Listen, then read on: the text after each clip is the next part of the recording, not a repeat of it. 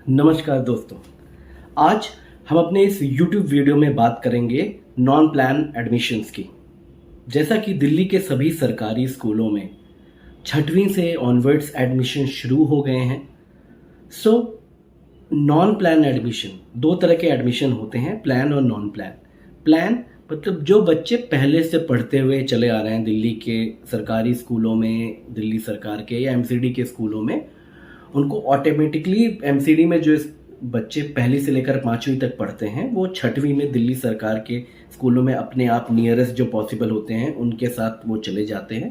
तो MCD school और दिल्ली के सरकारी स्कूलों की मैपिंग होती है, वो अपने आप हो जाती है, अपने आप वो नियरेस्ट दिल्ली सरकार के स्कूल में चले जाते हैं एमसीडी से पहली से पाँचवीं शिक्षा ग्रहण करने के बाद। और जो सर्वोदय स्कूल्स हैं दिल्ली सरकार के, जो पहली से लेकर 12वीं तक हैं, उसमें वो बच्चे जो अपने आप प्रमोट होकर फिर 5वीं से 6वीं में आते हैं, सो उनको हम प्लान एडमिशन कहते हैं। नॉन प्लान एडमिशन यानी कि मैंने 5वीं तक कहीं और शिक्षा ग्रहण की या 6वीं 7वीं तक, उसके बाद फिर मैं वापस से दिल्ली के सरकारी स्कूलों में मैं ज्वाइन करना चाहता हूँ, चाहे 6th में, चाहे 7th 8th 9th 11th। सो उसका प्रोसेस क्या रहेगा, तो उसको हम नॉन प्लान एडमिशन कहते हैं कि कहीं प्रारंभिक शिक्षा या कहीं और से लिए अब हम दिल्ली के सरकारी स्कूल में पढ़ना चाह रहे हैं, तो उसको हम नॉन प्लान एडमिशन कहते हैं। तो उस नॉन प्लान एडमिशन का एक प्रोसीजर होता है, कैसे भरना है, कौन अलॉटमेंट कैसे होता है, पूरी डिटेल्ड में आज हम इस वीडियो पे चर्चा करेंगे। हमारे एजुकेशन टीम के एक साथी शैलेश जी के द्वारा से ये बातें सबको बताई जाएंगी। इसमें सभी एसएमसी मेंबर्स इस डिफरेंट कॉर्नर्स ऑफ दिल्ली के बहुत सारे स्कूलों में जो एसएमसी मेंबर्स काम कर रहे हैं उनकी ट्रेनिंग है। उस ट्रेनिंग के माध्यम से हमको भी ये ज्ञात होगा कि किस तरह से नॉन प्लान एडमिशन वर्कआउट करते हैं। तो आइए इस ट्रेनिंग का के साथ जुड़ते हैं नॉन प्लान एडमिशन के दिल्ली के सरकारी। तो जी, ये आपका फॉर्म था वहां। उसके बाद फिर जब भी आप फॉर्म ओपन करेंगे तो आप देखेंगे वहां पे कुछ आपको पर्सनल डिटेल्स डालनी है, जैसे कि बच्चे का नाम, फादर्स नेम, मदर्स नेम, अपना एड्रेस, रेसिडेंशियल एड्रेस जहां पे बच्चा रहता है, और बच्चे का जहां पे उसने लास्ट स्कूल पास किया, क्योंकि वो 6ठी 7वीं 8वीं 9वीं में एडमिशन के लिए आया होगा, तो उसने उसके पहले कहाँ तक किस स्कूल में इंफॉर्मेशन ले रहा था या किस स्कूल में एजुकेशन ले रहा था, उसकी आपको उसमें एंट्री डालनी होगी। इन केस अगर वो स्कूल जा रहा था तो, अगर नहीं जा रहा था आपको आधार कार्ड की इंफॉर्मेशन डालनी होगी और बैंक अकाउंट नंबर आपको जरूरत पड़ेगा with IFSC code. Bank account number में आईएफएससी कोड जरूरत होती है। डेट ऑफ जरूरत होगी, जो भी डेट ऑफ बर्थ होगी। और डेट ऑफ बर्थ में हमें ध्यान रखेंगे, डेट ऑफ बर्थ के लिए जो भी हमारे पास क्राइटेरिया होता है वो ये होता है कि एमसीडी या बच्चा जहां पे पैदा हुआ है उसके बाद हमें एक डेट ऑफ बर्थ का सर्टिफिकेट बनता है। वो सर्टिफिकेट एमसीडी का होगा या फिर जहां का भी होगा, वहां के लिए हम उसको यूज करेंगे, उसका डेट ऑफ बर्थ के लिए सर्टिफिकेट। आई रिक्वेस्ट एक सेकंड आई रिक्वेस्ट अगेन कि प्लीज म्यूट पे हो जाएं, वरना MIA3 सर जो भी दिखा रहे हैं सर प्लीज उनको म्यूट कर दिया जाए। जो भी साथी हो प्लीज वो म्यूट पे रहें। This is very important meeting, आप प्लीज उसको थोड़ा सा ये फॉलो करें प्लीज, रिक्वेस्ट है sir please. Kiran Nindra ji please mute पे हो जाएं please. Sorry Shailesh, please continue Shailesh ji. उसके बाद फिर हमें ये ध्यान रखना है, फॉर्म भरते हुए 3-4 चीजें हैं जो बहुत ही इंपॉर्टेंट हैं। एक तो जैसा मैंने बताया कि अपनी पर्सनल डिटेल एकदम सही हो। दूसरा, आधार नंबर, या फिर अगर आधार हमने अभी तक बच्चे का नहीं है हमारे पास तो उसका हमने अप्लाई किया होगा, तो उसका एक्नॉलेजमेंट नंबर भी होता है। जैसे हम अप्लाई करते तो हमें एक्नॉलेजमेंट नंबर मिलता है, तो वो एक्नॉलेजमेंट नंबर। उसके साथ बच्चे का डेट ऑफ बर्थ सर्टिफिकेट हमें जरूरत होगी। उसके साथ जब हम स्कूल सेलेक्ट करेंगे तो हमें ध्यान रखना है कि जब हम स्कूल सेलेक्ट करें तो जो भी हमारे घर के सबसे पास का स्कूल है वो हम सेलेक्ट करें। मैं आप लोगों को ना एक बार फॉर्म में दिखा देता हूँ, ज्यादा इजी पड़ेगा आप लोगों को समझना।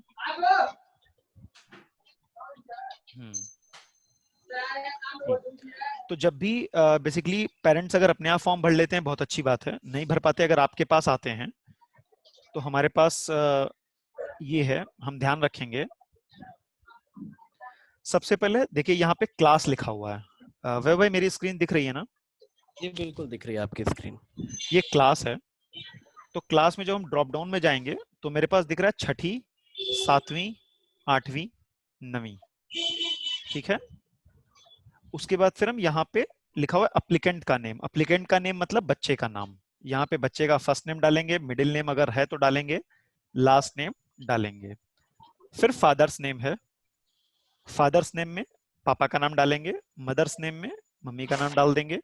फादर्स नेम मैंडेटरी है। जहां पे भी आपको ये लाल कलर का ये साइन दिख रहा है ना, ये मैंडेटरी का सिग्नल होता है कि ये मैंडेटरी है।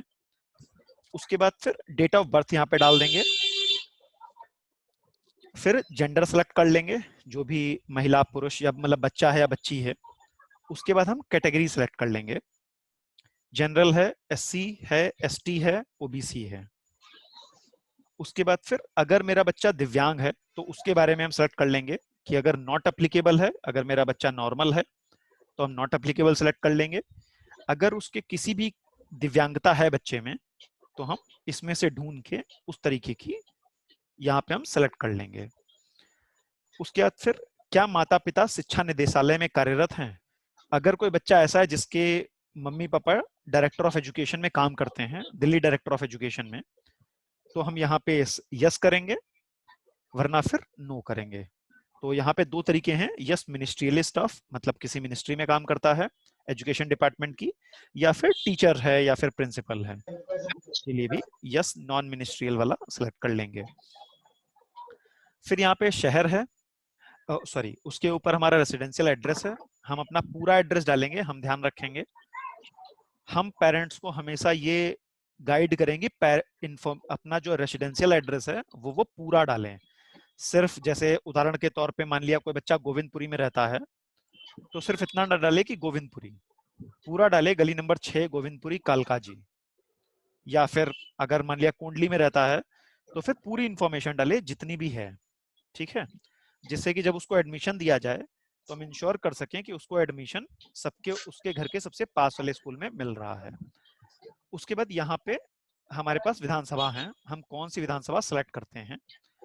तो उदाहरण के तौर पे मान लिया मैं यहाँ पे कोई एक विधानसभा सेलेक्ट कर लेता हूँ। तो उदाहरण के तौर पे जैसे मैंने कालकाजी सेलेक्ट कर लिया है। तो जैसे आप विधानसभा सेलेक्ट करेंगे आपका फॉर्म रिफ्रेश हो जाएगा।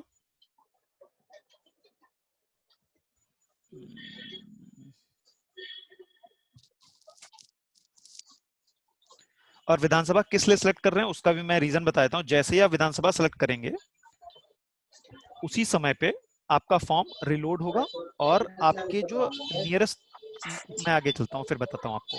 यहाँ पे हम शहर सेलेक्ट कर लेंगे, दिल्ली या फिर नई मैं दिल्ली। मीटिंग में मैं मीटिंग में हूँ। ये MI A3 जी।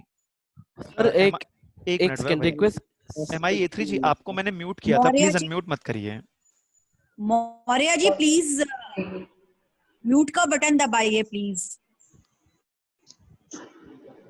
जी बाकी सभी साथी म्यूट हो जाएं प्लीज। ठीक है, ठीक है। उसके बाद फिर यहाँ पे हम शहर सेलेक्ट कर लेंगे, दिल्ली या फिर जो नई दिल्ली में रहते हैं वो नई दिल्ली। यहाँ पे राज्य हमारा दिल्ली है। जो हमारे जहाँ पे हम रहते हैं उसका पिन कोड डाल देंगे। लैंडलाइन नंबर अगर हमारे पास है तो हम डाल देंगे। मोबाइल नंबर बहुत ही इंपॉर्टेंट इंफॉर्मेशन है। मोबाइल नंबर सभी पेरेंट्स को समझाएंगे कि मोबाइल नंबर वो वाला डालेंगे जो वो हर समय उनका मोबाइल नंबर ऑन रहता है। MI A3 जी आपसे रिक्वेस्ट है कि प्लीज अनम्यूट ना करें अपने आप को, आप बार बार अपने आप को अनम्यूट कर रहे हैं जी। मोबाइल नंबर आप लोगों से रिक्वेस्ट है कि मोबाइल नंबर सभी पेरेंट्स को समझाएं कि उनके घर में जो भी मोबाइल हर समय वो ऑन रखते हो वो वाला डालें, क्योंकि मोबाइल नंबर में बहुत जरूरी इंफॉर्मेशन हमारे एडमिशन से रिलेटेड आती रहेंगी उनके पास। क्या आएंगी वो मैं आगे आप लोगों को बता दूंगा। यहाँ पे हम आधार नंबर डालेंगे, यहाँ पे बैंक डिटेल्स डालेंगे, हमारे पास बच्चे का जो भी बैंक की डिटेल्स हैं। अगर हमने आधार कार्ड अभी तक नहीं बनवाया है तो उसका जो एनरोलमेंट नंबर है वो हम यहाँ पे डाल देंगे। उसके बाद फिर अगर हमारे पास बच्चे का बैंक अकाउंट नंबर है वो डाल देंगे और बैंक का नाम सेलेक्ट कर लेंगे यहाँ से। हम यहाँ पे IFSC कोड डाल देंगे और document to be submitted residence, जो हम डॉक्यूमेंट सेलेक्ट करना डालेंगे अपना रेसिडेंस प्रूफ देने के लिए कि मैं मान लिया कालकाजी में रहता हूँ, कुंडली में किस विधानसभा के किस जगह पे रहता हूँ, कहाँ पे रहता हूँ, तो मेरा एक रेसिडेंस प्रूफ होगा मेरे पास। तो किस तरह का रेसिडेंस प्रूफ मैं अपने एडमिशन के लिए यूज करना चाहता हूँ अपने बच्चे के लिए, वो हम यहाँ पे सिलेक्ट कर लेंगे। अब मैं आप लोगों को एक चीज दिखाता हूँ। अभी आप ये देख रहे होंगे select nearest school to residence, यहाँ पे अभी ये वाला सेक्शन मेरा ब्लैंक है। जैसे मैं यहाँ पे विधानसभा सेलेक्ट करूंगा तो मेरे पास ये पॉप मुझे लग रहा है पूरा फॉर्म भरना पड़ेगा। जैसे ही, चलिए मैं बाद में भर के आप लोगों को दिखा दूंगा। जैसे ही यहाँ पे आप विधानसभा डालेंगे, जो भी विधानसभा डालेंगे उसके नियरेस्ट का पूरा फॉर्म यहाँ पे आपको स्कूल्स दिख जाएंगे। मुझे 1 मिनट देंगे तो मैं भर लेता हूँ। शैलेश वी कैन वेट, आप भर ही लीजिए एक बार, एक कर ही लेते हैं।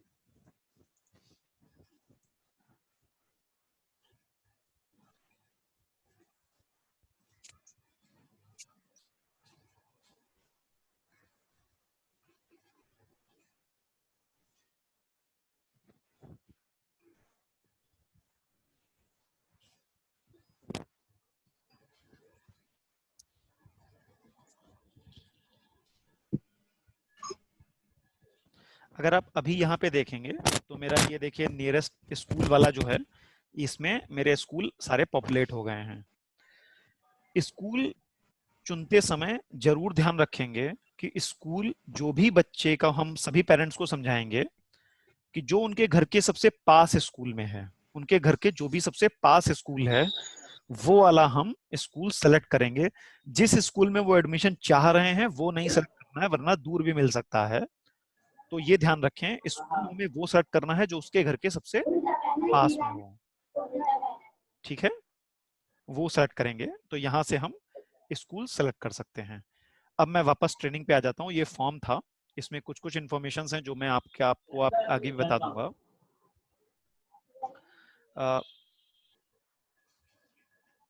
जी, तो ये हमारा नियरेस्ट स्कूल था। उसके बाद फिर जैसे ही आप फॉर्म भरेंगे और फॉर्म सबमिट करेंगे, जैसे ही आप फॉर्म भरेंगे और फॉर्म सबमिट करेंगे, आपका फॉर्म एक PDF फॉर्म में जनरेट हो जाएगा। उसको अगर पेरेंट्स अगर अपने लिए डाउनलोड करना चाहते हैं तो वो डाउनलोड करके अपने पास प्रिंट आउट भी रख सकते हैं। उसके साथ साथ एक रजिस्ट्रेशन नंबर आएगा। वो रजिस्ट्रेशन नंबर सभी पेरेंट्स को समझाएं कि जरूर नोट करके अपने पास रखें। अगर कोई भी पेरेंट का फॉर्म आप लोग भर रहे हैं तो उसको उसका रजिस्ट्रेशन नंबर जरूर बता दें। पहली चीज, 1 मिनट होल्ड करिएगा। हाँ विपिन जी, हाँ विपिन जी,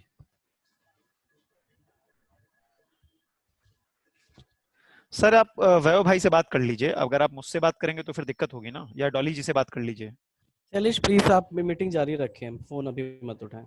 जी, डॉली जी एक बार विपिन जी से बात कर लीजिएगा। विपिन जी कुछ बात करना चाह रहे हैं। हाँ जी मैं करती हूँ। ठीक है।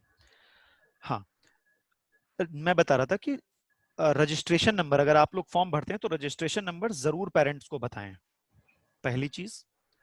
दूसरा, जो मैंने मोबाइल नंबर बोला था, वो मोबाइल नंबर इसलिए इंपॉर्टेंट है कि जब भी आप फॉर्म भरेंगे किसी भी पेरेंट का, तो उसका रजिस्ट्रेशन नंबर उसके मोबाइल पे थ्रू SMS जरूर जाएगा। लेकिन इन केस अगर SMS नहीं जा पाता है तो इसलिए आप लोग जरूर उसको रजिस्ट्रेशन नंबर बताएं, या फिर अगर वो कहीं से भरवाता है तो उसको जरूर बताएं कि रजिस्ट्रेशन नंबर नोट करके रखे फ्यूचर रेफरेंस के लिए। ठीक है।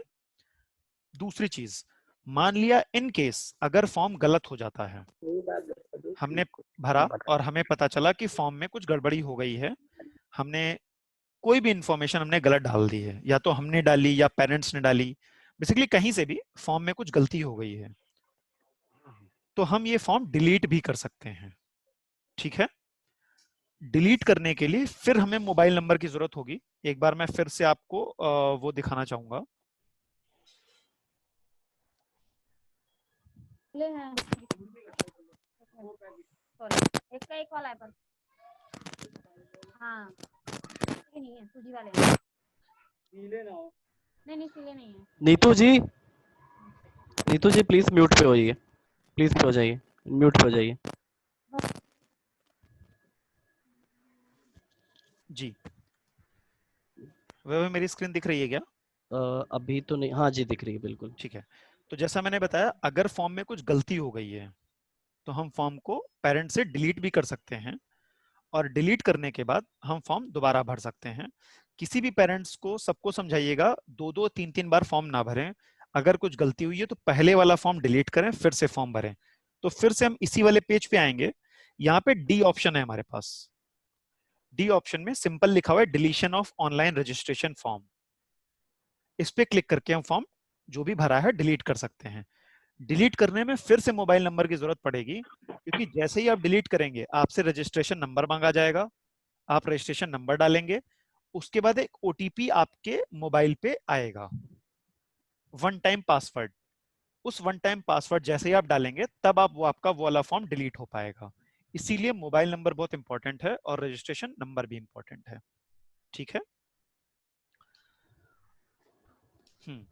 तो जैसे ही फॉर्म भर गया, अब मैं एक आप लोगों को एक और इंफॉर्मेशन देता हूं। एज क्राइटेरिया जो हम डालेंगे, एज क्राइटेरिया इंपॉर्टेंट होता है हमारे एडमिशन के लिए। जो भी बच्चे मान लिया हमारे सरकारी स्कूल से बाहर हैं, ध्यान से सभी लोग सुनेंगे। एज क्राइटेरिया, छठी क्लास के लिए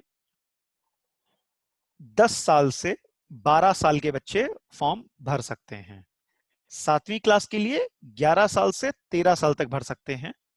8वीं क्लास के लिए 12 उम्र से 14 उम्र तक भर सकते हैं। 9वीं क्लास के लिए 13 से 15 तक भर सकते हैं। ये तो फिक्स एज हो गई और बच्चे इसी में फॉर्म भर पाएंगे। सभी बच्चों के लिए 6 महीने का रिलैक्सेशन दिया जाता है, मिनिमम एज में भी और मैक्सिमम एज में भी 6 महीने का रिलैक्सेशन सभी बच्चों को दिया जाता है। ठीक है। तो 6 महीने का रिलैक्सेशन अभी तक हमारे जो ऑनलाइन वेबसाइट थी इसमें थोड़ा सा प्रॉब्लम चल रही थी, लेकिन उम्मीद है आज कल जब सुबह आप लोग खोलेंगे तो सुबह आप लोगों को ये इंफॉर्मेशन करेक्ट होके मिल चुकी होगी। जो दिव्यांग बच्चे हैं उनको मिनिमम तो 6 महीने का मिलता है, लेकिन अगर जो अपर एज होती है उन 4 साल की एज मिलती है अपर बच्चे को। जो हमारी अपर एज है, जैसे मैंने बताया छठी के लिए 10 से 12 साल का बच्चा होना चाहिए, लेकिन अगर बच्चा दिव्यांग है मेरा तो वो 10 से 16 साल तक अप्लीकेबल होगा। ठीक है। 4 साल का हमें एज रिलैक्सेशन मिलता है। एज हमें कैलकुलेट कहां से होती है? जिस साल फॉर्म भरा जा रहा है उस साल के 31 मार्च की जो डेट होती है उससे हम डेट को कैलकुलेट करते हैं कि वो बच्चा मेरा जिस साल हम फॉर्म भर रहे हैं उस साल 31 मार्च को मेरा बच्चा कितने एज का हो गया है। ठीक है जी। अब आ जाते हैं आगे। जो मैंने इंफॉर्मेशन आप लोगों को बताई, तो सिंपल सा एक बात यह है कि हम सभी बच्चों को, सभी पेरेंट्स को बताएं कि उनके पास 3 तरीके की चीजें जरूर होनी चाहिए। बच्चे का आधार कार्ड, ठीक है, उसके बाद बच्चे की डेट ऑफ बर्थ सर्टिफिकेट, और आधार कार्ड में उसका रेजिडेंशियल प्रूफ हो ही जाएगा, और तीसरा आपका लास्ट क्लास का स्कूल लिविंग सर्टिफिकेट। ठीक है। ये 3 सभी के लिए होनी चाहिए। लेकिन अगर किसी के पास नहीं है, 9वीं क्लास के लिए हमें स्कूल लिविंग सर्टिफिकेट नवीं क्लास के लिए school leaving certificate is mandatory है। बिना स्कूल लिविंग सर्टिफिकेट के हम नवीं क्लास में एडमिशन नहीं कर पाएंगे। अगर कोई बच्चा मेरा दूसरे स्टेट से आया है तो ध्यान रखेंगे स्कूल लिविंग सर्टिफिकेट के वहां से डिस्ट्रिक्ट के मोहर लगता है एक, मतलब सिर्फ स्कूल से नहीं, एक डिस्ट्रिक्ट नोटरी से मोहर लगती है, वो मोहर भी हमारे पास, वो मोहर लगा हुआ स्कूल लिविंग सर्टिफिकेट हमारे पास होना चाहिए। रिक्वेस्ट है अगर कोई अनम्यूट है तो प्लीज म्यूट कर लेगा खुद को। जी, स्कूल लिविंग सर्टिफिकेट होना चाहिए हमारा, ये मैंडेटरी है हमारे लिए। छठी, सातवीं, आठवीं के लिए अगर हम सभी को एक करेंगे, एनकरेज करेंगे कि उनके पास डॉक्यूमेंट्स होने चाहिए। स्कूल लिविंग सर्टिफिकेट होना चाहिए, आधार कार्ड भी होना चाहिए और बैंक अकाउंट भी होना चाहिए। लेकिन इन केस अगर किसी के पास नहीं है तो किसी भी बच्चे को एडमिशन डिनाई नहीं किया जा सकता है। ठीक है, एडमिशन डिनाई किसी भी बच्चे को नहीं किया जा सकता है। हर बच्चे के पेरेंट से हम एक वो ले लेंगे, 30 दिन का एक प्लेन पेपर पे लिख के ले लेंगे कि भाई 30 दिन में आप हमें डॉक्यूमेंट देंगे। कौन से डॉक्यूमेंट? जैसे आधार कार्ड, अगर मान लिया उन्होंने हमारे पास एनरोल भी नहीं करवाया बच्चे का, तो कम से कम एनरोलमेंट वाला नंबर हमें वो अगले 30 दिन में दे देंगे। ठीक है, या फिर आधार कार्ड के अलावा स्कूल लिविंग सर्टिफिकेट छठी से आठवीं तक मैंडेटरी नहीं है तो दे दें, नहीं है तो कोई बात नहीं है। इसी तरीके से जो हमारा डेट ऑफ बर्थ सर्टिफिकेट है, अगर वो बच्चे के पास है तो जरूर बनवाएं, नहीं है तो हम पेरेंट से बोलें कि बनवाएं। ठीक है, क्योंकि हमें ये भी इनकरेज करना है। मान लिया अभी तो देखिए एडमिशन तो हो जाएगा उसका बिना डेट ऑफ बर्थ सर्टिफिकेट के भी, लेकिन आगे उसको जरूरत पड़ेगी तो हम उसको इनकरेज करें कि वो बनवाए जरूर। लेकिन छठी से आठवीं तक अगर कोई भी पेरेंट्स एक प्लेन पेपर पे भी लिख के दे देते हैं कि मेरा बच्चे की डेट ऑफ बर्थ ये है, तो हम उसको अप्लीकेबल मानेंगे। ठीक है, तो ये आपका डॉक्यूमेंट्स का क्राइटेरिया है। इस तरीके के डॉक्यूमेंट हमें जरूरत पड़ते हैं, और रेसिडेंशियल प्रूफ में जैसा उसमें लिखा हुआ था वो है। उसके साथ साथ मैं एक चीज और आप लोगों को बताता हूँ क्या क्या जरूरत होती है। जैसे आधार का जो भी अनम्यूट है प्लीज म्यूट हो जाइए जी। रेसिडेंशियल प्रूफ में हमारे पास राशन कार्ड चलता है या फिर बीपीएल का एक कार्ड बनता है, वो चलता है, लेकिन उसमें बच्चे का नाम जरूर होना चाहिए। मतलब वो फादर के नाम पे होगा या मदर के नाम पे होगा, उसमें बच्चे का नाम जरूर होना चाहिए, हमें ध्यान रखना है। इसके अलावा आधार कार्ड भी चल जाएगा, ड्राइविंग लाइसेंस चल जाएगा, इलेक्ट्रिसिटी बिल चल जाएगा, फोन बिल चल जाएगा, या फिर इस तरीके के जितने भी रेसिडेंशियल प्रूफ होते हैं वो सारे हमारे चल जाएंगे। उसके बाद उसमें एक और था, हम सिलेक्ट कर रहे थे बच्चे की कैटेगरी। तो अगर बच्चा एससी है, एसटी है या ओबीसी है, फिर से बता रहा हूं, जनरल नहीं है, मतलब एससी है, एसटी है, ओबीसी है, तो हमें उसका सर्टिफिकेट का भी, जो कास्ट का जो सर्टिफिकेट बनता है वो भी चाहिए होगा हमें। ठीक है, इसके बाद अगर हमने सिलेक्ट किया है हमारा बच्चा दिव्यांग है, जो एक हमारे पास ड्रॉप डाउन में ऑप्शन था दिव्यांग वाला, तो हमें उस बच्चे का दिव्यांग का भी सर्टिफिकेट हमें चाहिए होगा। ठीक है, ये हम ध्यान रखेंगे। दो तरीके के सर्टिफिकेट, अगर बच्चा मेरा कास्ट सर्टिफिकेट, अगर वो कास्ट अप्लीकेबल है उसके लिए, यानी कि एससी है, एसटी है, ओबीसी है, या फिर अगर मेरा बच्चा दिव्यांग है, डिसेबल है, तो सर्टिफिकेट ऑफ डिसेबिलिटी हमें चाहिए होगा। ठीक है जी, ये तो हो गया फॉर्म भरते समय जरूरी बातें। अब क्या होगा, आपने फॉर्म भर दिया, आपके पास एक रजिस्ट्रेशन नंबर आया, आपने अपने पास नोट कर लिया या पेरेंट्स को दे दिया या पेरेंट्स के पास एसएमएस से पहुंच गया। सर एक्सक्यूज मी, क्या फादर का अगर ओबीसी बना हुआ है तो क्या वो एप्लीकेबल होगा? I don't know. सर एक बार आप अगर लिख के बोल देंगे तो अच्छा रहेगा, मैं इसके सारे सवालों के जवाब बाद में दे दूंगा। जी जी, तो ये सर्टिफिकेट ऑफ कास्ट हो गया, सर्टिफिकेट ऑफ डिसेबिलिटी हो गया। इसके बाद मैं ये बता रहा था कि आपने फॉर्म भर दिया, फॉर्म भरने के बाद जो रजिस्ट्रेशन नंबर आया वो आपने नोट कर लिया। फॉर्म जैसे ही आप सबमिट करेंगे तो ये 8 सितंबर तक, जैसा मैंने बताया स्टार्टिंग में, 27 अगस्त से 8 सितंबर तक सारे फॉर्म भरे जाएंगे। जैसे जैसे आप फॉर्म भरते जाएंगे तो जो भी आप स्कूल सेलेक्ट कर रहे होंगे आप स्कूल सेलेक्ट करना था आपको, आपके घर के पास वाला। जैसे ही आप जो भी स्कूल सेलेक्ट करेंगे, ये फॉर्म ऑटोमेटिकली उस स्कूल, वो आपका स्कूल जिस क्लस्टर में पढ़ रहा होगा, क्लस्टर शायद कुछ लोगों को ना पता हो, मैं अभी बता दूंगा, जिस क्लस्टर में पढ़ रहा होगा उस क्लस्टर के इंचार्ज के पास वो इस फॉर्म चला जाएगा। ठीक है, ऑटोमेटिकली ऑनलाइन चला जाएगा। जी, अब मैं बताता हूँ क्लस्टर क्या होता है। कुछ लोग कंफ्यूज शायद हो गए होंगे जो नए हैं। दिल्ली में हमने क्या किया है, हमारे पास 1027 स्कूल हैं दिल्ली में। हमने कुछ 4-4, 5-5 के ग्रुप बना लिए हैं। ठीक है, 4-4, 5-5 के ग्रुप बना लिए हैं। उन ग्रुप को हम क्लस्टर बोलते हैं। कहीं पे 4 स्कूलों का ग्रुप है, कहीं पे 2 स्कूलों का ग्रुप है, कहीं 10 स्कूलों का ग्रुप है। तो बेसिकली ये एरिया पे डिपेंड करता है कि कितने छोटे एरिया में कितने स्कूल आए हैं। ठीक है, उसका हमने एक ग्रुप बना लिया। उस ग्रुप को हम क्लस्टर कहते हैं, दिल्ली के सरकारी एजुकेशन डिपार्टमेंट के हिसाब से उसको हम क्लस्टर कहते हैं। ठीक है, ये क्लस्टर हो गया। एक क्लस्टर में, अब मैं आप लोगों को क्लस्टर की इंफॉर्मेशन दे देता हूं। एक कमेटी बन रही है क्लस्टर कमेटी, जो कि आप सभी विधानसभा कोऑर्डिनेटर से नाम लिए गए होंगे। नहीं लिए गए होंगे तो अपने अपने हब मैनेजर या डिस्ट्रिक्ट कोऑर्डिनेटर से बात करिएगा, अभी मत बोलिएगा कुछ भी। ठीक है, तो आप लोगों से सभी से क्लस्टर कमेटी के नाम लिए गए होंगे। जैसे ही क्लस्टर कमेटी का सर्कुलर आता है, तो एक क्लस्टर कमेटी में जितने भी स्कूल हैं, लेकिन 3 प्रिंसिपल होंगे। ठीक है, और 3 एसएमसी मेंबर होंगे, यानी कि 6 लोगों की एक कमेटी होती है जिसको हम क्लस्टर कमेटी बोलते हैं। ठीक है, ये 6 लोगों की कमेटी होगी जिसको हम क्लस्टर कमेटी बोलेंगे। जैसे ही आपने फॉर्म सबमिट किया, ये फॉर्म उस क्लस्टर का एक इंचार्ज भी होगा, जो उन्हीं में से एक एचओएस होगा। एचओएस का मतलब हेड ऑफ स्कूल, जो आपका प्रिंसिपल भी हो सकता है, वाइस प्रिंसिपल भी हो सकता है। उस हेड ऑफ स्कूल, जो हमारा क्लस्टर इंचार्ज होगा, उसके पास मेरा फॉर्म पहुंच जाएगा। और उम्मीदतन 9 सितंबर को, उम्मीदतन है क्योंकि अभी सर्कुलर नहीं आया है, लेकिन प्रोबेबली 9 सितंबर को क्लस्टर कमेटी की मीटिंग होगी। सारे फॉर्म उसमें जाएंगे और सभी लोग उसमें डिसाइड करेंगे कि किस बच्चे को कौन सा स्कूल मिलना है। ठीक है, इसको मैं यहाँ पे पार्क करता हूँ, इसके बारे में आगे बता दूंगा। एक बार फिर से बताता हूँ, ये सारी इंफॉर्मेशन हमारे पास है।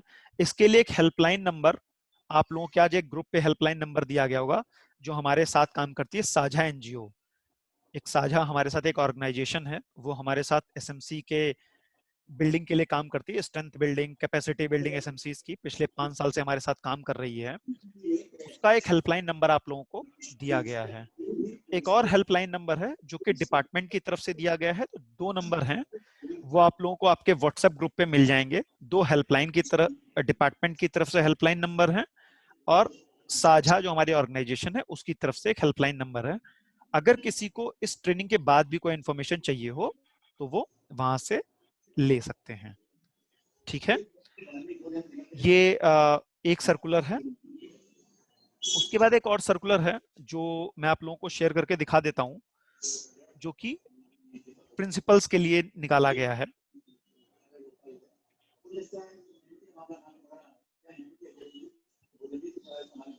वह भाई मेरी स्क्रीन दिख रही है क्या? हाँ जी, बिल्कुल दिख रही है आपकी स्क्रीन। ठीक है, ये दूसरा सर्कुलर है, साथ में ही 26 अगस्त को निकाला गया है। ये non plan admission in class 6 to 9 for academic session 2020 से 2021। ये हमारा, जो हमारे हेड ऑफ स्कूल हैं गवर्नमेंट स्कूल, उनके लिए ये हमारा सर्कुलर है। ठीक है, तो 2 तरह के सर्कुलर आए हैं, एक पेरेंट्स के लिए और एक हेड ऑफ स्कूल के लिए। हेड ऑफ स्कूल में क्या इंफॉर्मेशन है ये भी मैं आप लोगों को बता देता हूँ। वो इंपॉर्टेंट इसलिए है जिससे कि आप लोगों को पता रहे कि हेड ऑफ स्कूल को क्या क्या बोला गया है। पहली चीज तो ये बोली गई है कि जैसे ही आपके स्कूल में फॉर्म आए हैं, यानी कि यस्टरडे से हर स्कूल में एक एसएमसी की हेल्प डेस्क लगनी है। ठीक है, एक हेल्प डेस्क लगनी है। इसमें 1-2 टीचर बैठेंगे और एसएमसी मेंबर भी बैठेंगे। तो आप सभी से रिक्वेस्ट है, हम मीटिंग के बाद भी एक बार आप लोगों से रिक्वेस्ट करेंगे, अभी ये बात कंटिन्यूअस में है तो मैं बोल रहा हूं आपसे, कंटिन्यूटी में है, कि अपने अपने स्कूल में टीचर से भी बोलें कि हेल्प डेस्क लगाएं अपनी विधानसभा के सभी स्कूलों में, और एसएमसी मेंबर्स को भी इनकरेज करें कि मॉर्निंग शिफ्ट में और इवनिंग शिफ्ट में एक एक 2-2 3-3 घंटे अपने स्कूल में एसएमसी के हेल्प डेस्क भी जरूर लगाएं। ठीक है, पहली इंफॉर्मेशन ये है।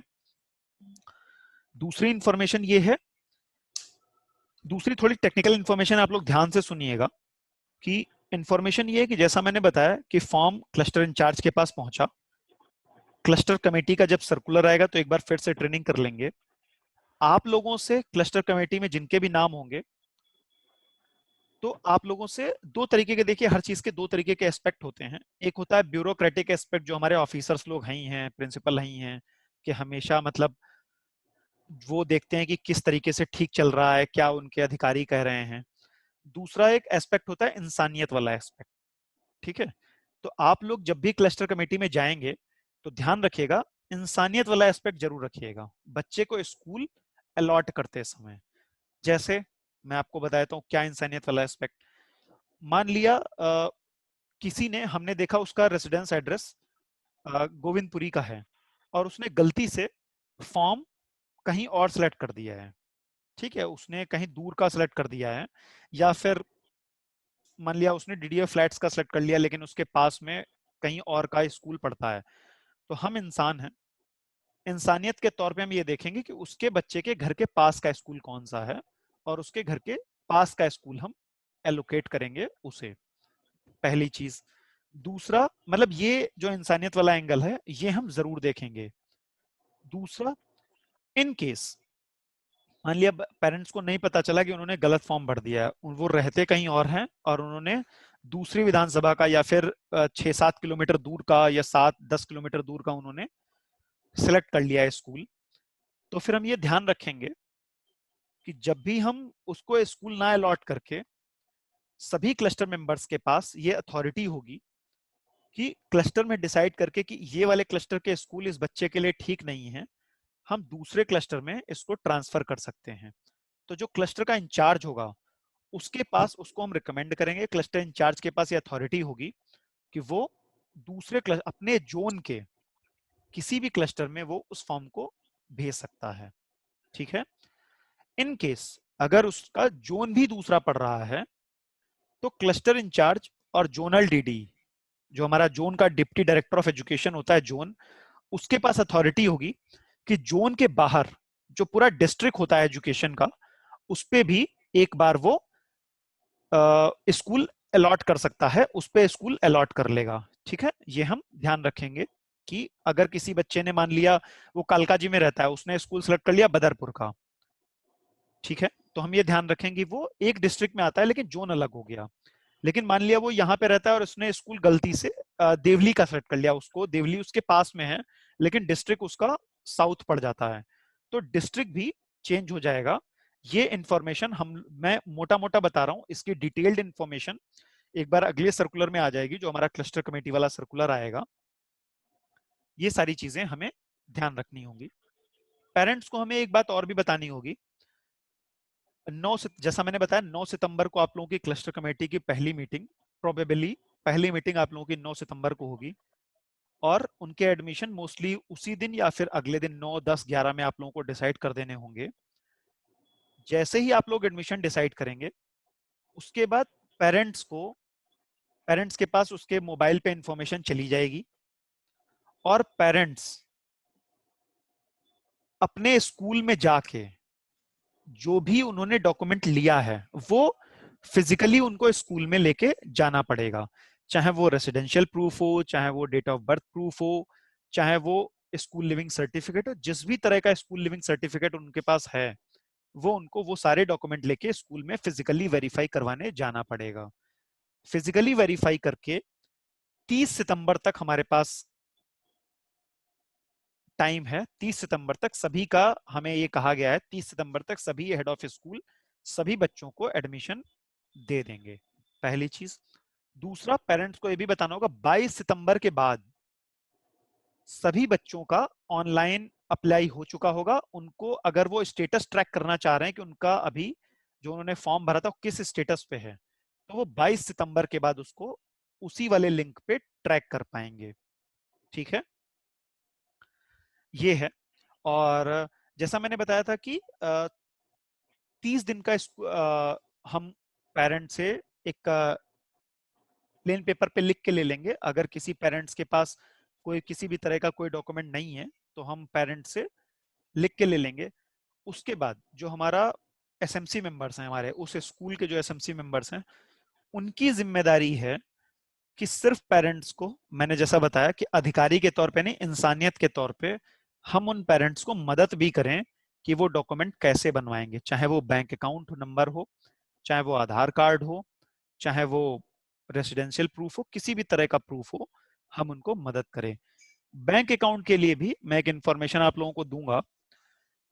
कोशिश करें सभी बच्चे के पास बैंक अकाउंट जरूर हो। अगर फॉर्म भरते समय नहीं है तो हम पेरेंट्स को जरूर बताएं कि वो भरें, क्योंकि सभी एचओएस के ऊपर, क्योंकि अभी क्या होता है कि जो स्कॉलरशिप बच्चों को मिलती है वो ऑनलाइन ट्रांसफर होती है। अगर ऑनलाइन ट्रांसफर नहीं होती है तो सभी प्रिंसिपल के ऊपर फाइन लगता है हर बच्चे के हिसाब से। ठीक है, तो अभी हम पेरेंट्स के ऊपर, मान लिया प्रिंसिपल के ऊपर हम प्रेशर बना के एडमिशन करवा भी दें तो, लेकिन ये तो गलत हो जाएगा ना कि उसने हमारे कहने से एडमिशन कर लिया, बाद में उसके ऊपर फाइन लग रहा है। तो इसलिए हम उसका एडमिशन तो बच्चे का कर लें, लेकिन सभी पेरेंट्स को ये भी बताएं कि आपको बैंक अकाउंट तो खुलवाना पड़ेगा। अगर बच्चे के नाम से बैंक अकाउंट नहीं खुल रहा है तो ज्वाइंट अकाउंट खुलवा लें बच्चे के नाम से और खुद के नाम से। ठीक है, जिससे कि जो उनकी स्कॉलरशिप है बच्चों की वो उनकी वहां पे आ पाए। ठीक है, तो ये मेरी तरफ से इंफॉर्मेशन थी। दोनों सर्कुलर में जो भी मोटे मोटे पॉइंट थे और जो ब्रॉड पॉइंट थे, ये आप लोगों के लिए इंफॉर्मेशन थी। तो मोस्टली मैंने ये भी बता दिया है कि किस तरीके से फॉर्म भरना है।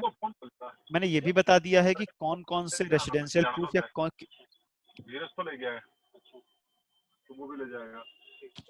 आपसे रिक्वेस्ट है जो भी म्यूट नहीं है कृपया म्यूट कर लें अपने आप को।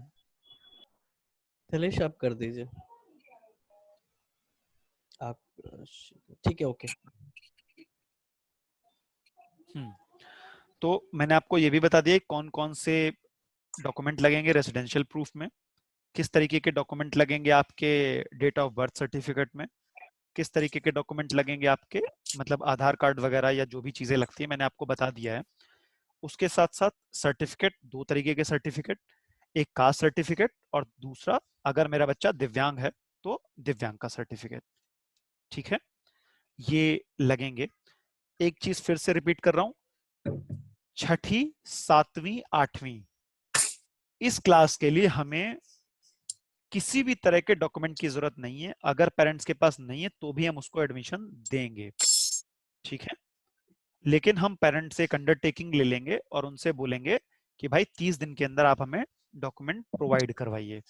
9वीं क्लास के लिए स्कूल लिविंग सर्टिफिकेट इंपॉर्टेंट है। अगर मेरा बच्चा किसी दूसरे स्टेट से आया है तो जो हमारी डिस्ट्रिक्ट की मोहर होती है वो डिस्ट्रिक्ट की मोहर स्कूल लिविंग सर्टिफिकेट पे जरूरी है। ठीक है, ये इंफॉर्मेशन आप लोगों के लिए है। वह भाई अगर किसी के जो भी सवाल आए हैं तो एक बार मैं रेडी हूँ। ठीक है, तो मैं कुछ कुछ करके मैं बात करना, क्वेश्चन से शूट करता हूँ मैं। आप एक बार एक करना शुरू करते हैं। तो सबसे पहले जो सवाल आया है दीपक शर्मा जी का कि people are facing problem in non plan admission, कि अगर बच्चों की 1 महीने ज़्यादा हो रही है और उनको एक्सेप्शंस वो नहीं मिल पा रहे हैं जो 6 महीने वाला रिलैक्सेशन है, तो जी उसके लिए क्या करना है? हाँ, वो मैंने आपको बता दिया कि आज मेरे पास ये प्रॉब्लम आई थी। हमने स्कूल ब्रांच को रिक्वेस्ट कर ली है, जो रिलैक्सेशन वाला 6 मंथ था वो शायद उन्होंने जो वेबसाइट थी उस पर अप्लाई करना भूल गए थे वो, तो अभी मैंने उनको बता दिया है, वो आज हो जाएगा। कल जब आप लोग सुबह ओपन करेंगे वेबसाइट तो सभी को रिलैक्सेशन वाला मिल जाएगा। बढ़िया, ठीक है। दूसरा एक सवाल है कि गैर मान्यता प्राप्त स्कूल, अमर पहाड़ी जी ने बोला है, गैर मान्यता प्राप्त स्कूल के संदर्भ में क्या है एडमिशंस का प्रोसेस? जी, तो छठी, सातवीं, आठवीं के लिए जैसा मैंने एक्सप्लेन किया वैसा ही, अगर गैर मान्यता प्राप्त भी है, स्कूल लिविंग सर्टिफिकेट नहीं भी है, तब भी उसका बच्चे का एडमिशन हो जाएगा। लेकिन 9वीं क्लास के लिए हम एडमिशन नहीं कर पाएंगे, हमें school leaving certificate government recognised school का चाहिए होगा। ठीक है। तो वानी अग्रवाल जी ने कहा है Aadhaar enrollment number is misunderstood. by many parents. They are filling Aadhaar number here. एक बार फिर से क्या? वानी अग्रवाल जी ने कहा है कि आधार एनरोलमेंट नंबर जो है, जो मेंशन किया गया है, उसमें आधार नंबर ही फिल करना है ना, कि कोई और एनरोलमेंट क्या फिल करना है वहाँ पे? दो चीजें हैं, एक आधार नंबर है और एक एनरोलमेंट नंबर है। तो आधार एनरोलमेंट नंबर में एक जब हम जैसे ही भरते हैं वहां पे एनरोलमेंट नंबर ही भरना है वैसे, लेकिन इन केस अगर किसी का अभी आधार कार्ड नहीं आया हुआ है, उसका अगर एनरोलमेंट नंबर है, सॉरी एक्नॉलेजमेंट नंबर है, तो हम वहां पे एक्नॉलेजमेंट नंबर भी भर सकते हैं। ठीक है। एक और सवाल है कि SC ST OBC का प्रूफ सर्टिफिकेट देना है क्या, कास्ट सर्टिफिकेट? हाँ, जैसा मैंने बताया कि SC ST OBC इसके लिए हमें कास्ट का सर्टिफिकेट चाहिए होगा। ठीक है। और मतलब एक सवाल है आकाश शर्मा जी का, what is required minimum distance between school and home of applicant? दूसरा क्या पॉइंट था? ये मुझे भी थोड़ा सा आकाश शर्मा जी ये भी प्रोविजनल हो सकता है, SC ST का सर्टिफिकेट ये भी प्रोविजनल हो सकता है। जी बिल्कुल हो Provi- सकता है, 30 दिन का समय दिया जाएगा। ओके आकाश शर्मा जी, आपका सवाल थोड़ा सा कंफ्यूजिंग है, एक कोई नहीं, बार दोबारा पोस्ट कर देंगे वो आकाश जी, तो मैं देख लूंगा, ठीक है।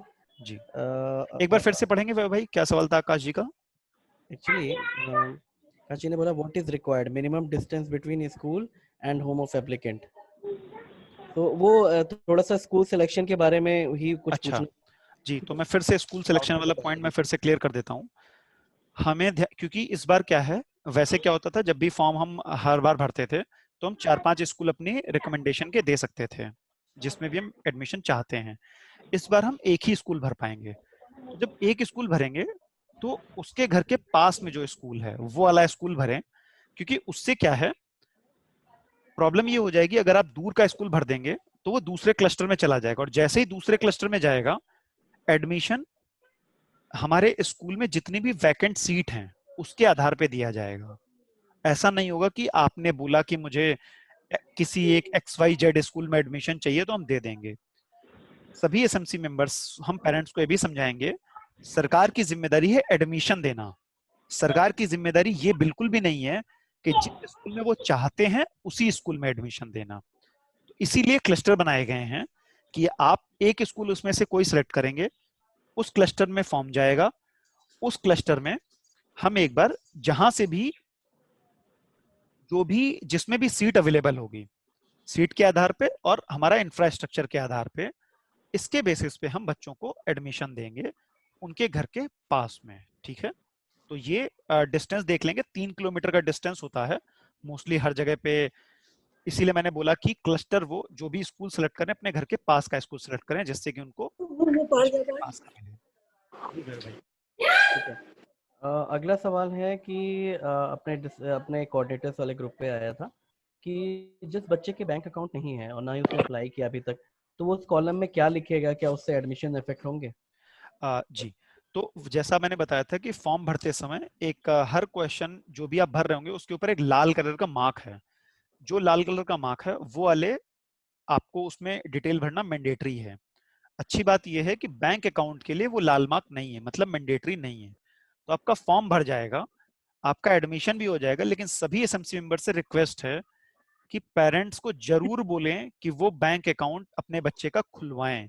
अगर खुलने में प्रॉब्लम आ रही है तो ज्वाइंट अकाउंट अपने पेरेंट्स के साथ खुलवा लें, क्योंकि हम किसी भी मतलब इंसानियत के तौर पे ऐसा ना करें कि पेरेंट्स के साथ भला करने जा रहे हैं और प्रिंसिपल का बुरा कर रहे हैं। क्योंकि हर एक बच्चे का जिसका बैंक अकाउंट नहीं होगा, 500 रुपए हर बच्चे के हिसाब से प्रिंसिपल के ऊपर फाइन लगता है। ठीक है, तो जिसके पास भी बैंक अकाउंट नहीं होगा, इसलिए 30 दिन की अंडरटेकिंग लें और हर पेरेंट को बोलें कि बच्चे का बैंक अकाउंट जरूर खुलवा के हमें सबमिट करें। ओके, सो नेक्स्ट क्वेश्चन हमारे कोऑर्डिनेटर्स वाले ग्रुप पे, दिल्ली व्हाट्सएप ग्रुप पे संतोष जी ने भेजा है कि न्यू दिल्ली विधानसभा के स्कूल में ज्यादातर स्टूडेंट दूसरी विधानसभा से एडमिशन लेने के लिए आते हैं, पर जब वो ऑनलाइन फॉर्म भर रहे हैं तो उनको वो स्कूल विधानसभा के दिखा नहीं रहे हैं। तो दिल्ली विधानसभा के सरिता, ठीक है, तो दिल्ली विधानसभा के स्कूल में एडमिशन नहीं ले पा रहे हैं, तो ये प्रॉब्लम ज्यादातर 9 to 11 के एडमिशन में आ रही है, जिससे स्टूडेंट फॉर्म नहीं भर पा रहे हैं। एक बार फिर से पढ़िए भाई। ओके, मेरा तो संतोष जी का सवाल है, अपने कोऑर्डिनेटर्स वाले ग्रुप पे उन्होंने लिखा है। जोर से बोलिए वैभव भाई, जोर से बोलिए अच्छा। थोड़ा। ओके, सो मैं कह रहा हूँ कि अपने दिल्ली विधानसभा के कोऑर्डिनेटर्स वाले ग्रुप पे संतोष जी ने लिखा है कि न्यू दिल्ली विधानसभा स्कूल के विधानसभा में स्कूल में ज्यादातर स्टूडेंट दूसरी विधानसभा के से एडमिशन के लिए आते हैं, पर जब वो ऑनलाइन फॉर्म भर रहे हैं तो उनको उनके ही विधानसभा के स्कूल ओपन होते हैं, जिससे वो स्टूडेंट न्यू दिल्ली विधानसभा के स्कूल में एडमिशन नहीं ले पा रहे हैं। ये प्रॉब्लम ज्यादातर 9 to 11 के एडमिशन में आ रही है, जिससे फॉर्म स्टूडेंट भर नहीं पा रहे हैं। तो इसमें हम क्या करें? इस वाले सवाल में खास करके नई दिल्ली का स्पेसिफिक सवाल है। 11th क्लास का तो अभी भरा ही नहीं जा रहा है। रही बात 9th क्लास की, तो एक बार मुझे ना पर्सनल पे डिटेल में बता दीजिएगा कि कहाँ आ रहा है। वैसे इस बार ये किया गया है कि जैसे ही आप कोई भी विधानसभा डालते हैं तो आपके आसपास की जो सराउंडिंग विधानसभाएं हैं उनके भी स्कूल आ रहे हैं। तो ऐसा नहीं हो रहा है कि सिर्फ 10 या 15 स्कूल आ रहे हैं, करीब 30 या 40 स्कूल आपको ड्रॉप डाउन में दिखाई पड़ते हैं। तो जब 30 से 40 स्कूल दिखाई पड़ते हैं तो आपकी सराउंडिंग विधानसभा के सारे स्कूल आ जाते हैं। लेकिन फिर भी अगर आपको ऐसा लग रहा है कि कौन से विधानसभा डालते हैं, कौन से स्कूल नहीं आ रहे हैं, एक बार मुझे पर्सनल पे डिटेल में थोड़ा बता दीजिएगा तो मैं एक बार डिपार्टमेंट से बात कर लूंगा ये। ठीक है। दूसरा एक सवाल है अलंकार जी का। उन्होंने बोला है कि टीसी नहीं मिल रही है स्टूडेंट्स की। देखिए 8 तक तो क्लियर है, टीसी की कोई जरूरत नहीं है, लेकिन अगर 9th में टीसी नहीं मिल रही है और उनको बोला जा रहा है प्राइवेट स्कूलों की तरफ से कि फुल पेमेंट दें तभी हम आपको टीसी देंगे, ऐसे केसेस में हम क्या करें? ये देखिए दो चीजें हैं। एक आज ग्रुप पे भी किसी ने लिखा था तो मैं उसकी बात दोहराऊंगा। पहली चीज तो अगर हमें पता है कि वो बच्चे मतलब वो उन पेरेंट्स के पास वाकई में पैसे नहीं है तो हम उस केस को टेकअप करें। लेकिन अगर हमें पता है कि उसके पास पैसे हैं तो हम पेरेंट्स को फोर्स करें या इनकरेज करें कि भाई पैसे स्कूल में, प्राइवेट स्कूल में जमा करें। अगर उन्होंने बच्चे को वहां पढ़ाया है तो बच्चों को जमा करें। इन केस अगर उसके पास पैसे नहीं हैं और स्कूल वाले नहीं दे रहे हैं, एक बार स्पेसिफिकली आप लोग अपने अपने हब मैनेजर्स को, जो मेरी अगर हब का है तो मेरे अपने अपने हब मैनेजर्स को बता दीजिएगा। हम एक बार इसको टेकअप कर लेंगे, इसको किस तरीके से टैकल करना है। ठीक है, ओके। दूसरा सवाल है कि अमर जी ने पूछा है कि दूसरे स्टेट के SC/ST सर्टिफिकेट दिल्ली में मान्य होंगे? दूसरे स्टेट के SC/ST सर्टिफिकेट नहीं मान्य होंगे। ठीक है, सो एग्जैक्टली हमें दिल्ली में बनाने पड़ेंगे। दिल्ली का जो SDM ऑफिस होता है वहां बिल्कुल जाके हमें बनवाने पड़ेंगे। बिल्कुल बिल्कुल बिल्कुल। और एक क्वेश्चन था कि फादर की ओबीसी सर्टिफिकेट बना के बच्चे का नहीं तो क्या एप्लीकेबल है? हाँ हाँ बिल्कुल, मतलब हो जाएगा, कोई इशू नहीं है। ठीक है। कपूर जी ने बोला है कि क्लस्टर मीटिंग के शेड्यूल भी शेयर कर दीजिए और क्लस्टर कमेटी में कुछ चेंजेस करने पड़ेंगे बिकॉज एमएलए रैप और सोशल वर्कर पुराने ही रह गए हैं। तो ये जिसका भी है अपने अपने हब मैनेजर से बात करिए। क्लस्टर कमेटी में नाम कैसे चेंज होंगे वो आपको बता पाएंगे। ठीक है, मतलब मैं बता देता हूँ चेंज नहीं होंगे, लेकिन क्या करना है वो अपने अपने हब मैनेजर से आप बात कर लीजिए। लेकिन ये है कि क्लस्टर के लिए पहली मीटिंग प्रोबेबली शायद 9 सितंबर को होगी। उसकी इंफॉर्मेशन डिपार्टमेंट को जा चुकी है। डिपार्टमेंट ने सर्कुलर निकालेगा, एक और सर्कुलर आएगा जिसमें सभी क्लस्टर कमेटी मेंबर्स के नाम होंगे और उनके लिए डिटेल्ड में इंफॉर्मेशन लिखी होगी कि किस तरीके से क्लस्टर कमेटी की मीटिंग होगी। इसीलिए मैंने आज की मीटिंग में क्लस्टर कमेटी के बारे में डिटेल में नहीं बताया है, क्योंकि वो सर्कुलर आ जाए एक बार फिर से मीटिंग कर लेंगे। डिटेल में उसमें इंफॉर्मेशन होगी किस तरीके से क्लस्टर कमेटी की मीटिंग होगी, किस तरीके से फॉर्म आएंगे, किस तरीके से आप लोग डिसाइड करेंगे, वो सारी चीजें उस वाले सर्कुलर में लिखी होंगी। नाम चेंज नहीं होंगे, ये है। 11th क्लास के एडमिशन का पूछा है विकास जी ने। सर 11th क्लास के एडमिशंस बाय ट्यूसडे तक उसका सर्कुलर आ जाएगा। एक और आया हिंदी में, राजेश वर्मा जी ने बोला है कि नॉन प्लान एडमिशन का सर्कुलर हिंदी में भी कर दें। तो आई थिंक हमने हमारे विपिन मारवा जी हैं जो हमारे कोऑर्डिनेटर हैं। थैंक यू विपिन मारवा जी। उन्होंने हिंदी संदीप भाई आप एक बार ग्रुप पे लिख देंगे क्या? जो भी है ग्रुप पे लिख दीजिए या फिर इसकी चैट में लिख दीजिए। नहीं, वो बेसिकली इसी SC/ST सर्टिफिकेट से रिलेटेड है। जी बताइए। SC/ST सर्टिफिकेट अगर किसी स्टेट का बना हुआ, दिल्ली का तो बनेगा नहीं पहली बात तो, क्योंकि उसमें 92 का सर्टिफिकेट चाहिए होता है, कोई ना कोई डॉक्यूमेंट, और उनके पास होगा नहीं। उनका जहाँ पर सर्टिफिकेट बना हुआ वहीं से उनको ऑल इंडिया कराना होगा, तब वो मान्य होगा। और जो 6 to 8 जो 8वीं क्लास तक के लिए बोल रहे थे जिनके पास स्कूल रजिस्टर्ड स्कूल से पढ़े नहीं है, तो स्कूल में उनको एफिडेविट लेके जाना होगा कि ये कहीं as a non registered school से पढ़ा है, तो वो सर्टिफिकेट लगेगा साथ में वो किसी भी संदीप, एडमिशन हाँ, के। थैंक यू संदीप भाई। पहली इंफॉर्मेशन संदीप भाई की हम एक्सेप्ट करते हैं कि दूसरी वाले में बिना उसके भी एडमिशन हो जाता है। जो संदीप भाई ने बताया वो एक बार हम ध्यान ये भी कर सकते हैं कि थैंक यू संदीप भाई कि उन्होंने जैसा बताया कि दिल्ली में एसडीएम ऑफिस में ऐसे नहीं बनता है, तो हमें जहां से कास्ट सर्टिफिकेट बना हुआ है वहीं पे हमें उसे ऑल इंडिया करवाना होगा। ठीक है। हाँ बैंक भाई। विकास करावल नगर बैंक अकाउंट कहीं का भी हो सकता है क्या? हाँ, हो सकता है। ठीक है। अगर बच्चों को, ठीक है, स्टूडेंट फॉर्म अगेन। वैभव भाई वो हिंदी सर्कुलर का बोला था मैंने, प्लीज का रिप्लाई कर रहे हाँ, थे। Sorry sorry sorry, thank you, वो बीच में सॉरी वो रुक गया था। हाँ, कोई कोई नहीं, कोई मैं नहीं। विपिन मारवा जी को थैंक यू बोल रहा था। थैंक यू विपिन हाँ मारवा जी। जी। विपिन मारवा जी ने हमारा जो सर्कुलर है वो इंग्लिश में निकलता है, जो भी सरकारी सर्कुलर निकलते हैं उसको उन्होंने हिंदी में ट्रांसलेट किया हुआ है और दिल्ली विधानसभा कोऑर्डिनेटर ग्रुप पे उन्होंने ऑलरेडी शेयर किया हुआ है। तो उम्मीद है आप सभी लोग ग्रुप देखते होंगे, तो ग्रुप देखते होंगे तो उसमें मिल जाना चाहिए था, और नहीं देखा है तो आप फिर से देख लीजिएगा। अगर मारवाजी अगर अगेन शेयर कर दें तो दोबारा ठीक काम है आ सर राजेश जाएगा आप जी, ग्रुप, शेयर प्लीज। कर अगर देंगे। राजेश जी आपका ग्रुप प्लीज। स्क्रॉल कर लीजिएगा, मिल जाएगा आपको। ठीक है, ठीक है, एक बार हाँ दोबारा ठीक शेयर कर ठीक। देंगे, अभी शेयर कर देंगे। प्रीति पुरी जी ने कहा है कि क्या किसी ने 8th NIOS से किया है तो उसको भी एडमिशन मिलेगा? बिल्कुल मिलेगा, उसका एज क्राइटेरिया देखा जाएगा और उसके बाद उसको एडमिशन मिल जाएगा। ठीक है। प्रदीप कुमार जी ने पूछा है क्या सभी डॉक्यूमेंट ऑनलाइन लिए जाएंगे या ऑफलाइन लिए जाएंगे? जी, तो ऑनलाइन डॉक्यूमेंट नहीं लिए जाएंगे, ऑनलाइन सिर्फ आप रेसिडेंशियल प्रूफ का बताएंगे किस तरह का, जिस घर में आप रहते हैं, जहां पे रहते हैं, जिस लोकेलिटी में रहते हैं, किस तरह का डॉक्यूमेंट आप सबमिट करेंगे। सारे डॉक्यूमेंट आपको फिजिकली लेके जाने पड़ेंगे। जब आप फिजिकली लेके जाएंगे तो आपको डॉक्यूमेंट भी लेके जाने हैं, प्लस एक फोटोग्राफ भी लेके जानी है, पासपोर्ट साइज की बच्चे की फोटोग्राफ भी लेके जानी है। ठीक है। ठीक है। एश कुमार जी ने पूछा है कि यदि कोई ऑनलाइन फॉर्म नहीं भर सका या सकता हो तो इस स्थिति में क्या क्लस्टर मेंबर को बाय हैंड फॉर्म जमा करने की इजाजत होगी? नहीं होगी। ठीक है। मंजू राठौड़ जी ने माथुर जी ने पूछा है कि अगर कोई बच्चा है जो किसी कारणवश 5वीं के बाद स्कूल नहीं जा पाया लेकिन उसने पढ़ने की इच्छा है, उम्र के हिसाब से 9वीं क्लास में एडमिशन मिल सकता है लेकिन टीसी 5वीं की है, उस परिस्थिति में हम क्या करें? हम उसको 9वीं में तो इसको एडमिशन नहीं हो पाएगा बिना स्कूल लिविंग सर्टिफिकेट के। 8वीं में हम एडमिशन करवाने की कोशिश कर सकते हैं, जो अगर वो एज के अंडर आ रहा होगा तो। और अगर एज के अंडर नहीं है तो फिर अगर मेरा जैसा एज मैंने बताया कि अगर मेरा दिव्यांग बच्चा नॉर्मल बच्चा है तो 6 महीने का रिलैक्सेशन मिलता है। अगर दिव्यांग बच्चा है तो 4 साल का रिलैक्सेशन मिलता है मैक्सिमम एज में। लेकिन अगर इस वाले क्राइटेरिया में फिट नहीं बैठ रहा है तो एडमिशन नहीं हो पाएगा। ठीक है। रविंदर सिंह जी ने कहा अगर 1 महीने में रिक्वायर्ड डॉक्यूमेंट्स पेरेंट्स प्रोवाइड नहीं कर पाते हैं तो क्या कोई प्रोविजन है, क्योंकि कोविड पेंडेमिक के चलते ऑफिस के कामों में देरी हो रही है और ये सब?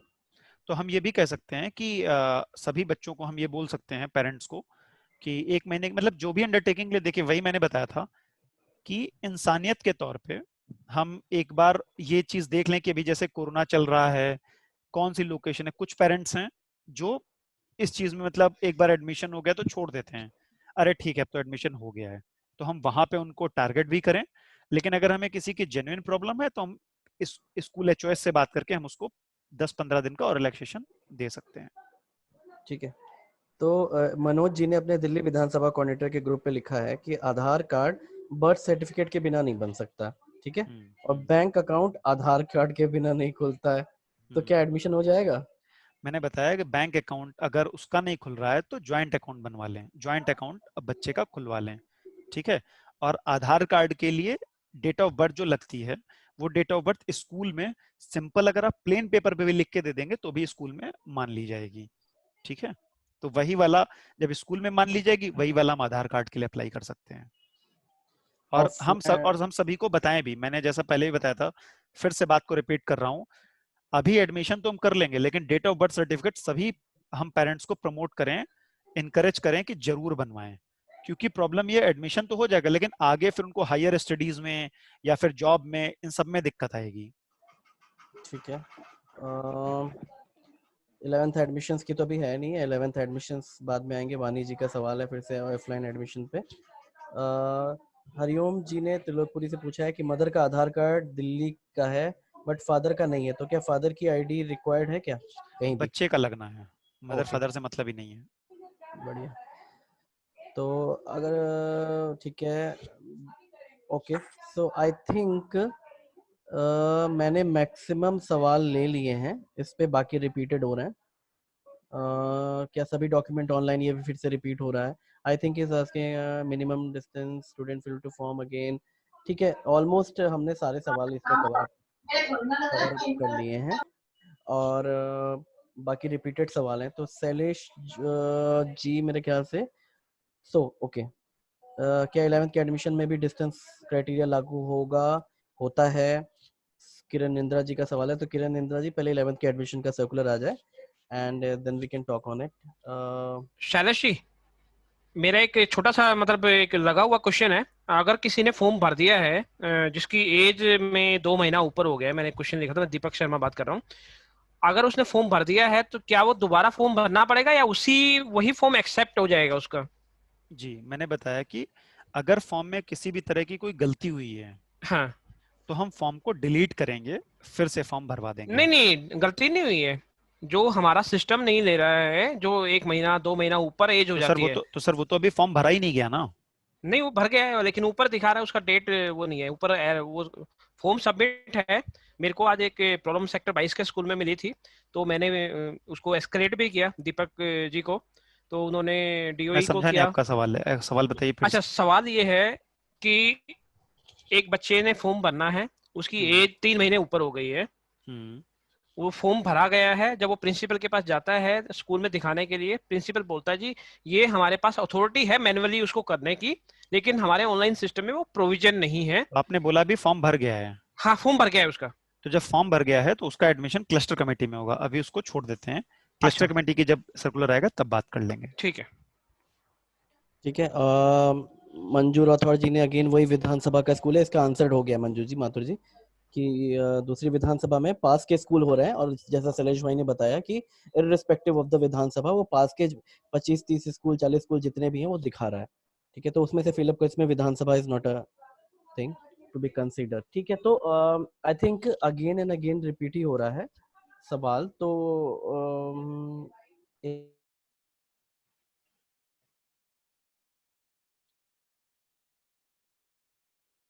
ठीक है, ओके, सो ठीक है, सो लेट्स इसको होल्ड करते हैं अभी, और जो सवाल होंगे फिर वो ऑब्वियसली हम लोग सभी दिल्ली विधानसभा के ग्रुप पे हैं ही, उस पे हम दोबारा बात कर लेंगे।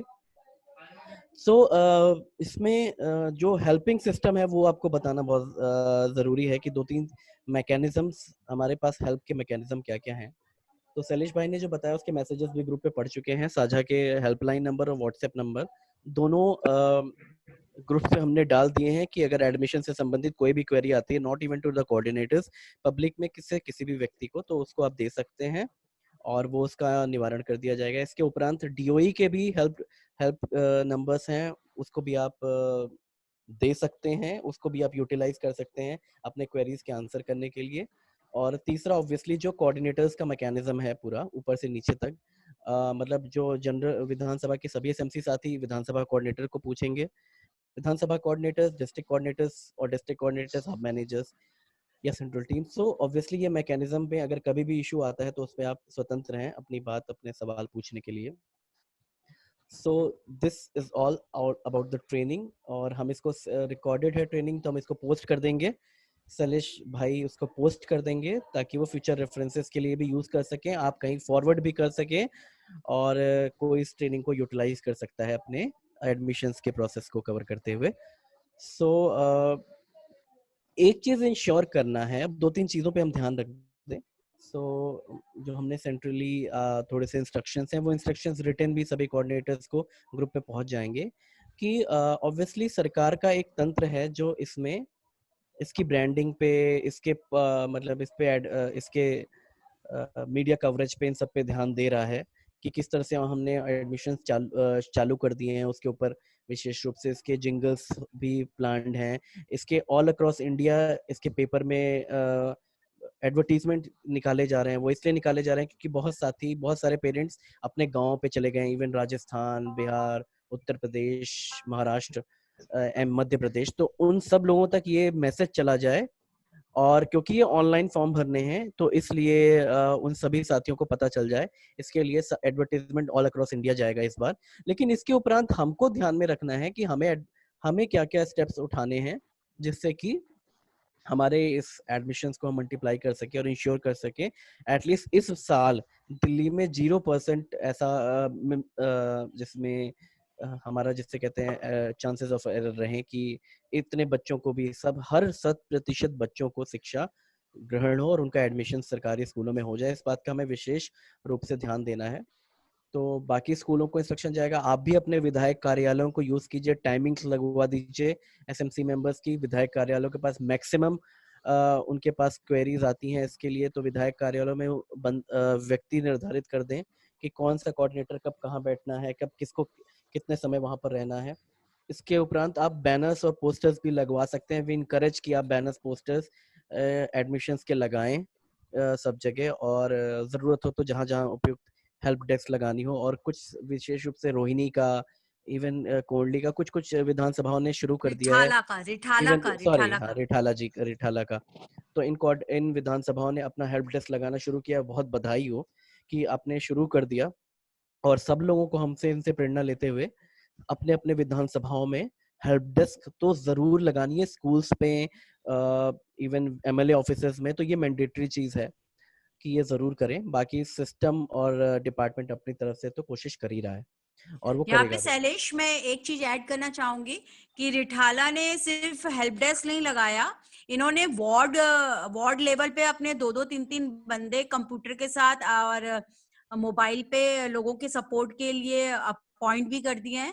एमएलए ऑफिस में लगातार 1-2 घंटा इनके एसएमसी के लोग ड्यूटी दे रहे हैं कि लोग जो भी एमएलए ऑफिस आए तो उनके फॉर्म्स भी भरे जाएं।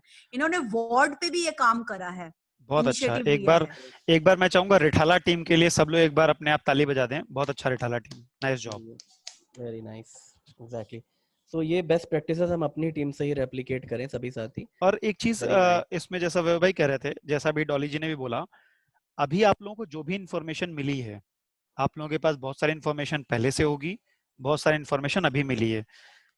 कृपया इंफॉर्मेशन अपने पास तक ना रखें, सभी एसएमसी मेंबर तक जरूर पहुंचाएं सारी की सारी इंफॉर्मेशन। क्योंकि अगर विधानसभा में 5 स्कूल भी है ना, कोई भी विधानसभा वैसे ऐसी है नहीं जहाँ पे 5 स्कूल हो, लेकिन अगर किसी विधानसभा में 5 स्कूल भी है ना, तो भी आप अकेले नहीं संभाल पाएंगे, आपको एक टीम की जरूरत होगी। और टीम को जब तक इंफॉर्मेशन नहीं होगी तब तक टीम अपना काम सही से नहीं कर पाएगी। तो इसलिए आपसे रिक्वेस्ट है, अपनी टीम को सारी इंफॉर्मेशन जरूर दें। और जो भी सर्कुलर है, जो भी आए, जैसे अभी 2 सर्कुलर आए हैं, दोनों जरूर पढ़ें जिससे कि आपको और क्लियर इंफॉर्मेशन, टेक्निकली भी चीजें पता चल जाएं। जी वैभव भाई, सॉरी जी, ठीक है। तो लेट अस पार्क दिस, और उसके बाद अब हम इस पे जो भी सर्कुलर्स हैं दोबारा, और उसके हिंदी के फॉन्ट, ये सब चीजें दोबारा पढ़ जाएंगी। इसके उपरांत हम ऑडियो विजुअल्स भी इसके बना रहे हैं। तो एज सून एज वो हमारे ऑडियो विजुअल्स रेडी हो जाते हैं, वो भी आपके साथ शेयर कर दिए जाएंगे, जो बहुत ही ऑडियो विजुअल फॉर्मेट में, बहुत ही सिंपल फॉर्मेट में है। तो दिस इज ऑल अबाउट आज का एजेंडा था। बाकी जो क्लस्टर और जोनल्स की जैसी लिस्ट आती है उस पर भी हम एक कोशिश करेंगे कि एक प्लान कर लें सेशन के साथ, और शैलेश जी उसको ट्रेनिंग के थ्रू हम सबको उस पर भी अच्छा सर, सॉरी मैं इंटरप्ट कर रहा हूँ, मेरा एक क्वेश्चन था, मुझे निकलना भी था, मेरे फोन की बैटरी भी खत्म हो रही है, पूछ सकता हूँ? पूछ ही लीजिए। Sorry sir. अच्छा सर, हमारे यहाँ जो है, हमारे डिस्ट्रिक्ट में एक प्रॉब्लम आ रही है, नई दिल्ली विधानसभा के हमारे जितने स्कूल हैं, वो संतोष भाई ने पूछ लिया है, उसको एक अच्छा सॉरी जी, ठीक है। ओके, सो ठीक है, सभी का हम सभी साथियों का बहुत बहुत आभार इस मीटिंग में जुड़ने के लिए। और इतनी अच्छी संख्या में जुड़ना, ये इतने शाम को ये दिखाता है हम कितने तत्पर हैं अपनी जिम्मेदारियों के प्रति। तो बहुत सबको बहुत बहुत बधाई, और सबको विशेष रूप से अब कमर कस लेना है। और इस बार एक भी बच्चा, चाहे वो सड़क पे रहता हो, चाहे वो बिल्डिंग्स में रहता हो, कोई भी ऐसा बच्चा छूटना नहीं चाहिए जो हम एडमिशन ना करें। और इन सभी चीज के लिए आपको ऑल द बेस्ट, और सभी साथी इस पे जुट जाएं, और जो भी चीजों पे हम कनेक्ट कर लेंगे। कोई भी साथियों, YouTube वीडियोस का ये सिलसिला हमेशा इस तरह आप सभी के साथ चलता रहेगा। हमारे चैनल को जरूर सब्सक्राइब करें, हमारे वीडियोस को ज़रूर लाइक करें और अपना कमेंट भी प्रोवाइड करते रहें। फीडबैक से हमें अपने चैनल को इम्प्रोवाइज़ करने में, अपने कंटेंट को इम्प्रोवाइज़ करने में बहुत सहयोग मिलता है। हमारे अपकमिंग वीडियोस क्या आने चाहिए, इसमें भी अगर आपका फीडबैक हमें टाइमली मिलता रहेगा तो we can grow all together as a community. तो इस चैनल के माध्यम से आपके कमेंट्स का हमें इंतज़ार रहेगा, आपके फीडबैक का इंतज़ार रहेगा। हमारे बायो में हमने कम्युनिकेशन डिटेल्स मेंशन है, तो उसका उपयोग करें और हमें अपना फीडबैक बताएं कि हमें अपने चैनल में नेक्स्ट वीडियो किसका आना चाहिए। धन्यवाद।